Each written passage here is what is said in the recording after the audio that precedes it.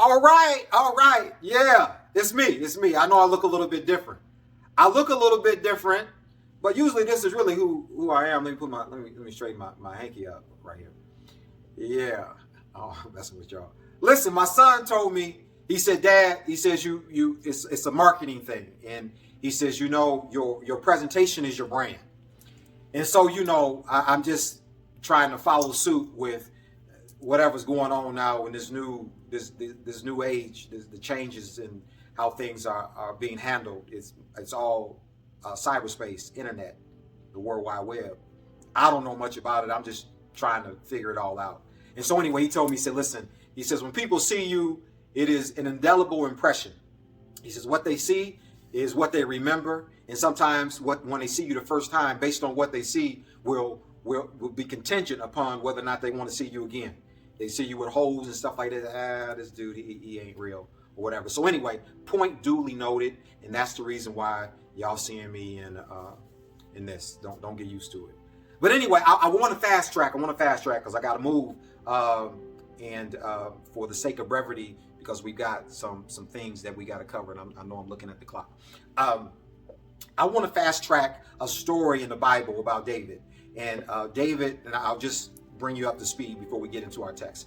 David was a man that had gotten to a place in his life to where he could no longer fight. It wasn't that he couldn't fight anymore, but he became too valuable. I could preach that right there. He became too valuable for them to run the risk of putting him out there in battle on the front line. It was at this point who he was, what he represented, the anointing that was on his life, the hand of God that was on his life. It was too valuable. And they would say, no, you stay here. And at this point, we can fight now. We can fight for you. We can handle all that.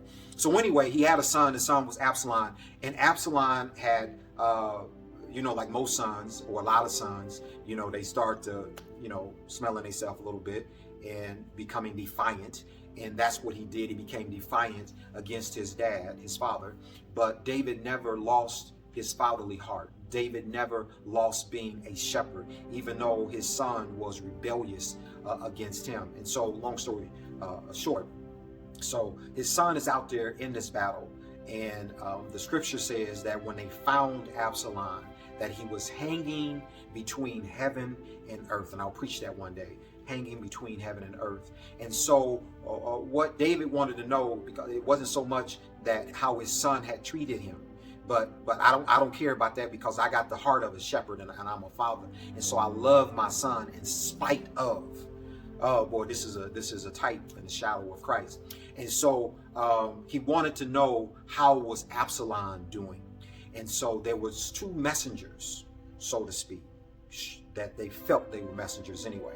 And these messengers were sent by Joab, the general, to go and deliver the word to David about the battle, one, and about his son, number two.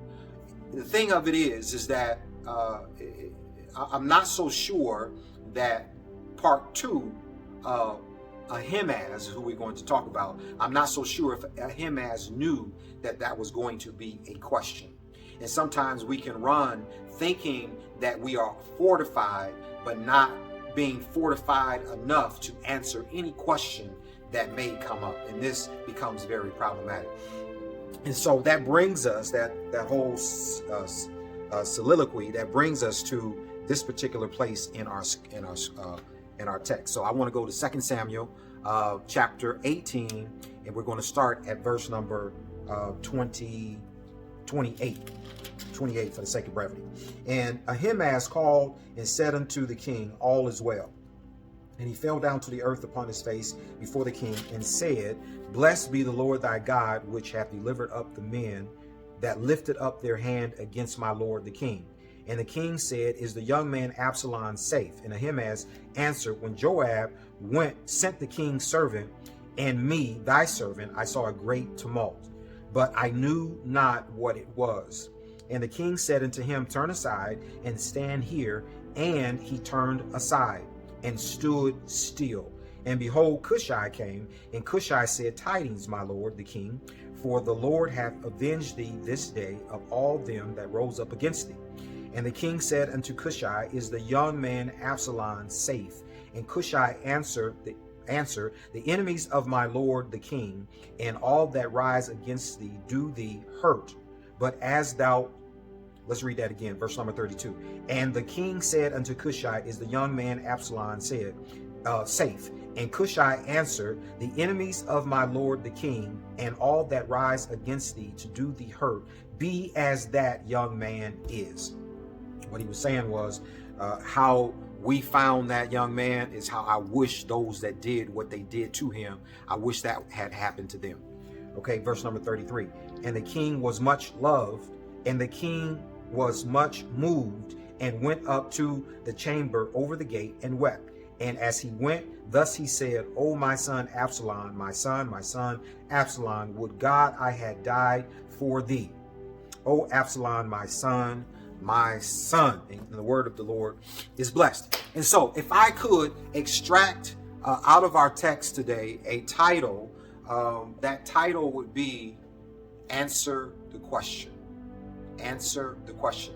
There was a movie some years ago starring Tom Cruise and Jack Nicholson. The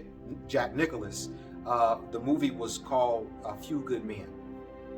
And in this particular movie, the whole crux of it towards the end was, I need you to answer the question.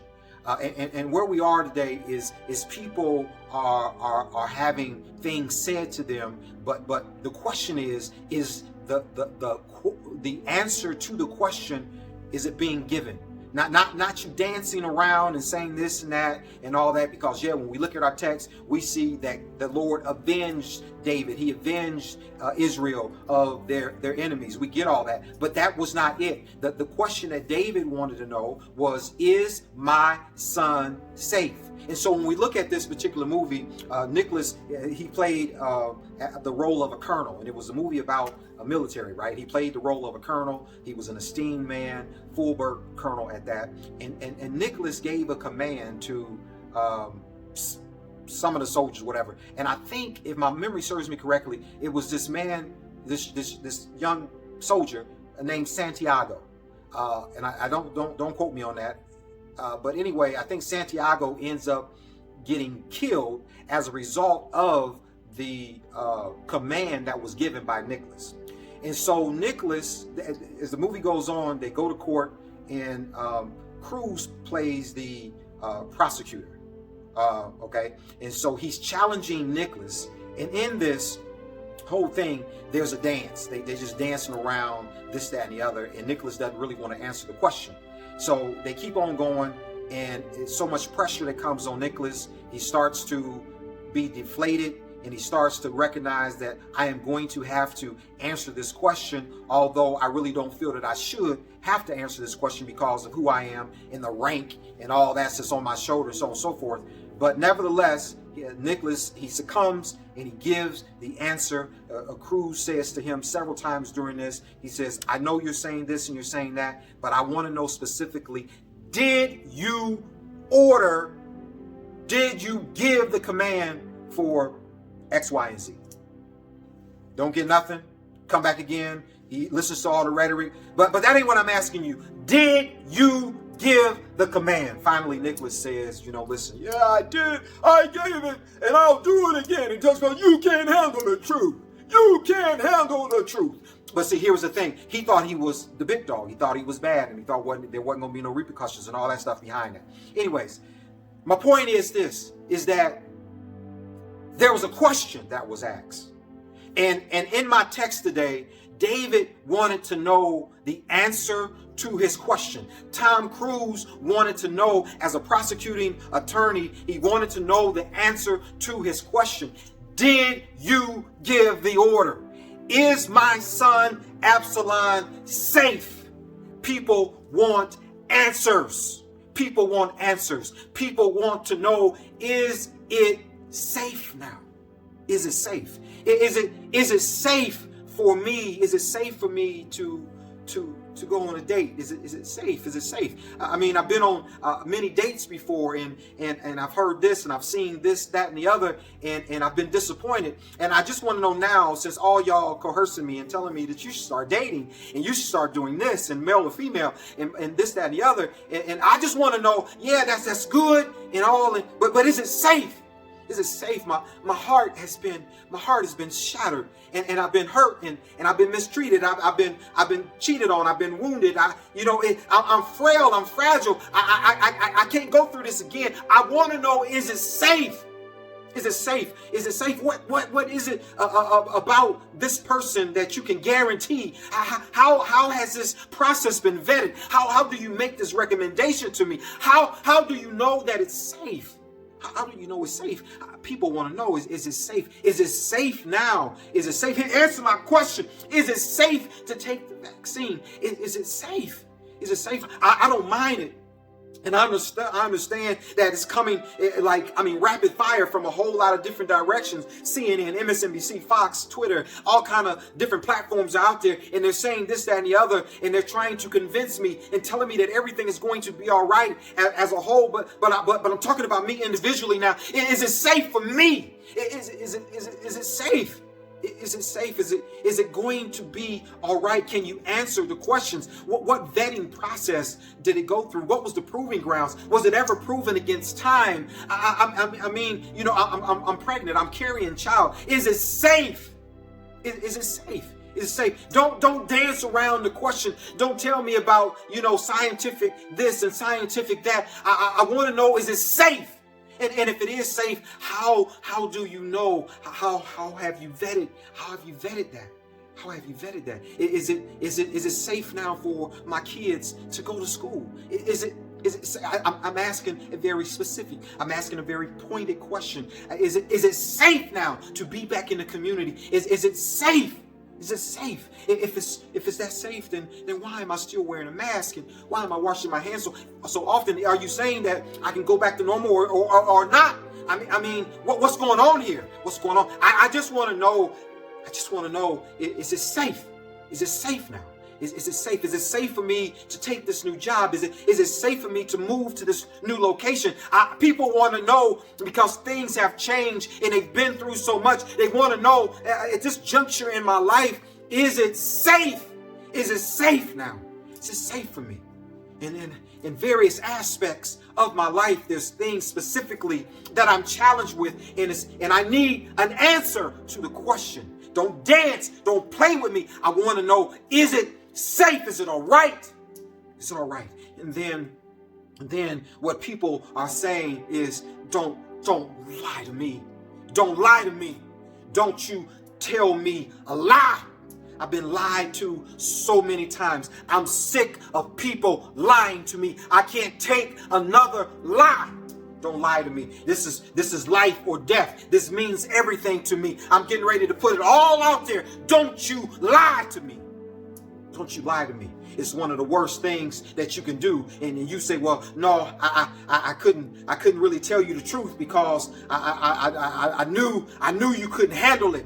As Jack Nicklaus said, you can't handle the truth. Don't worry about the truth that I can or cannot handle. I want to know, is it safe?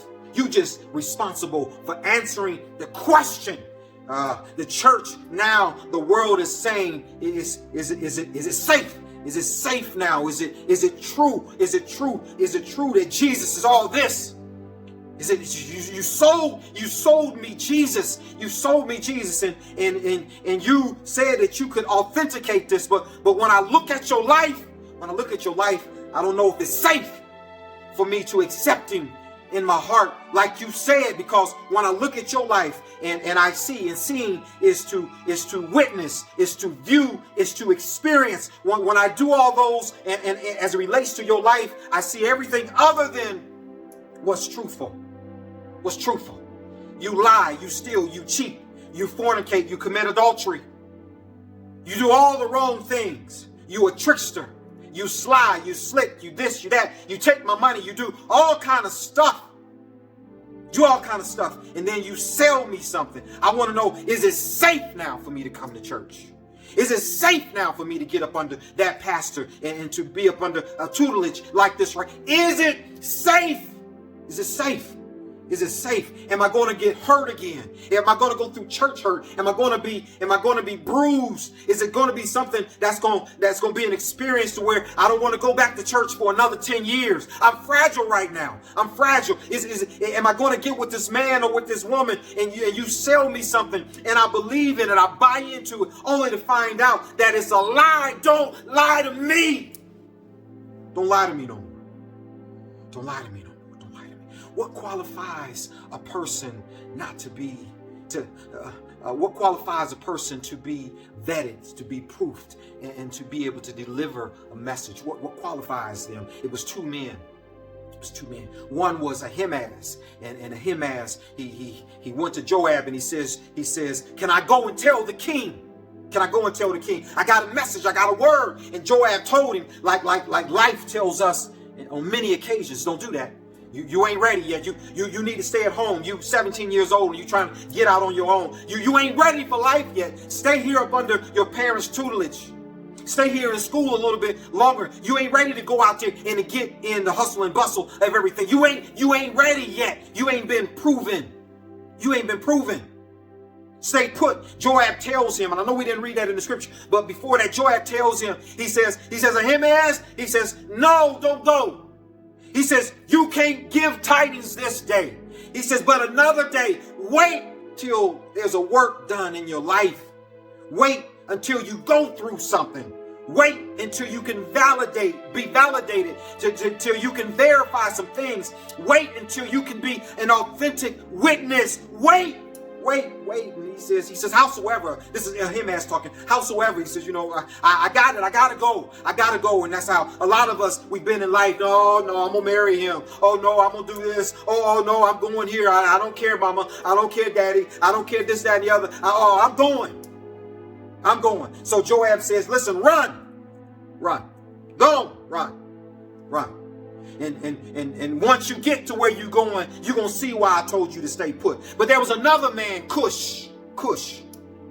Cushai denotes a black man. And I don't want to make this an issue of color. It's not about an issue of color, but he just so happened to be a black man. And according to history, he in the Bible, in the Old Testament, one of the minor prophets, as we call it. And so Joab told Cushai, he says, Cush, go and tell what you see. Go and tell what you see. And so go and tell what you saw. Go and tell, because you've been a witness. You saw it with your own eyes. You viewed it. You witnessed it. You experienced it. It was something that you can go and you qualified to tell the story because you've been there. You've been through it. And see, some of us, we want to tell the story, but we ain't went through nothing. Some of us got the spirit of Ahimaaz, and we want to go and do this, that, and the other. Oh yeah, we want to do it like Ahimaaz, because Ahimaaz was a son of I forget the man's name.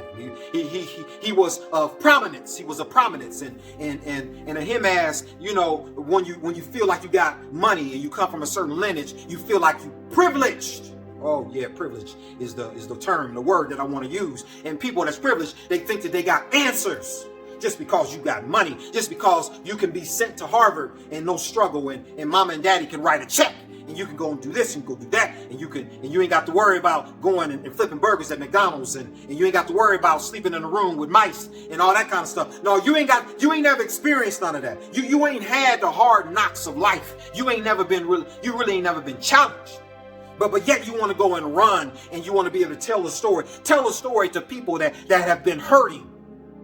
You want to go tell that story. You want to go tell a story to a hurting man, a man that lost his son, a man that is going through a bereavement, and you ain't never lost nobody. You want to go and bring tidings and tell the story. Oh yeah, you can tell the story about the good part, the overall part. You can tell that, but that ain't what I'm asking. I want to know, what is it like when somebody dies that you love? Tell me, is my son safe? Ahimaaz couldn't tell that. David says, step aside. Go, boy. If you don't get away from me, You ain't got a story to tell today. Cush, come here. And then the Bible says, and if you see him, because the watchmen, they were looking over and they said, there's another man that's coming behind Ahimaaz. And even though Ahimaaz started out after Cushai, he arrived before Cushai. Different story. He says, David says, if the man is by himself, if he's alone, he brings tidings.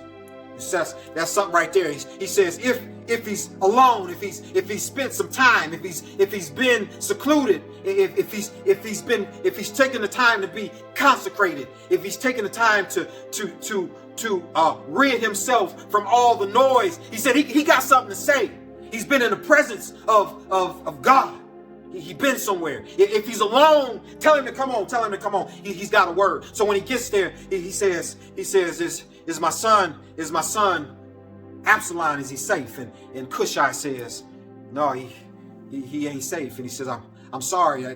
I wanted to get here a long time ago and tell you, but I couldn't because I didn't have access to, I didn't have access to a vehicle, because the way I grew up, I was very poor, and I could get there, and I didn't know nothing about shortcuts, and I didn't have people that my parents knew and that could get me from point A to point B expeditiously. I didn't know all that. I didn't. There's a lot of things I didn't have. I didn't have health care when I was coming up. We was really poor, and we came up on government cheese and all that. I didn't get an education and all that. I didn't have a whole lot of money. We used to eat molded bread, and when Mama would see mold on it, what she would do was just cut the molded piece off of it, and then she wouldn't throw that away. And if we had an issue with that, if she saw some molded bread in the trash can, she got that bread out of there and she just cut around the mold. I'm sorry, King, but I'm late because I've been disinherited. I've been disadvantaged. I've been at the margins. I've been marginalized. I've been pushed to the side for a long time. But because of all that I've been through, I got a word. I got a word. I can tell a story now because I've been somewhere and I've been through the storm. I've been through the rain, and I've been conditioned that whatever you want to ask me. Ask me. You can ask me now. You know why? Because I've been in a certain place. I've been in a certain place, and in that place, it solidified me. It fortified me to run. It fortified me to run this day. And I got a story now. I got a message. I got an answer to your question. Is Absalom safe? And so people want to know now, is it safe? People want to know, can you answer my question? And if you can answer the question, how are you being sent? How are you being authenticated? What qualifies you to answer my question, beloved? What qualifies you? People now, they want to know. They want to know. People need answers. They want people to be real. They want people to be authentic. They want the church to be real. They want the church to be authentic. Answer the question. Is Jesus real? Is Jesus real?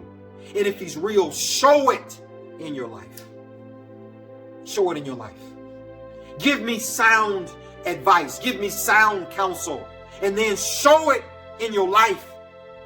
Don't do as I say. Do as I do. And as I do, what I'm doing is right. Don't just stop. Let's just stop all that doing you go do what I say. It's got to be more than that. People want the truth.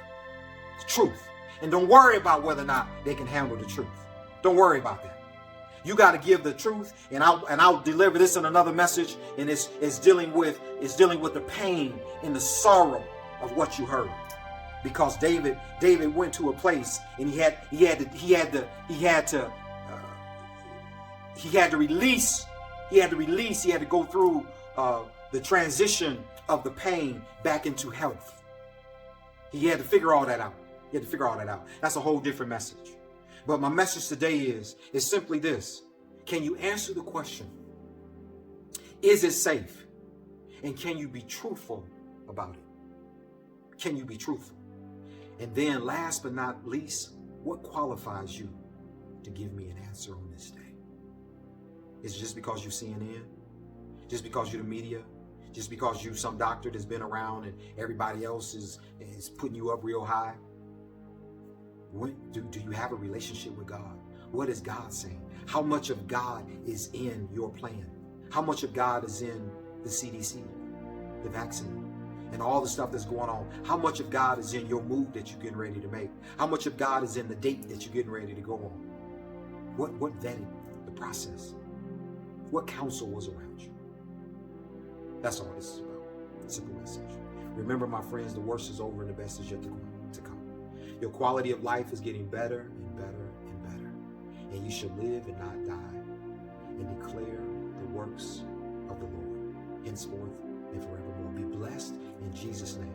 And know that I love you and you can't do